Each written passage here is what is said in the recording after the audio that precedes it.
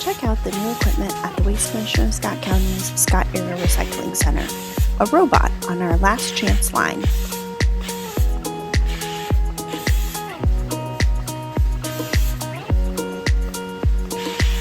It's programmed to pick up PET, like water and pop bottles, and HDPE, like milk jugs and laundry detergent jugs, that were missed by other sorting equipment.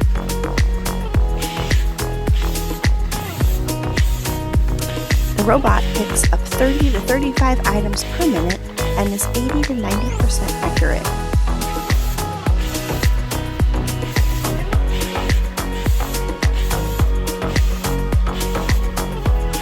It's estimated to help capture 6 million more containers for recycling each year. Thanks for recycling right.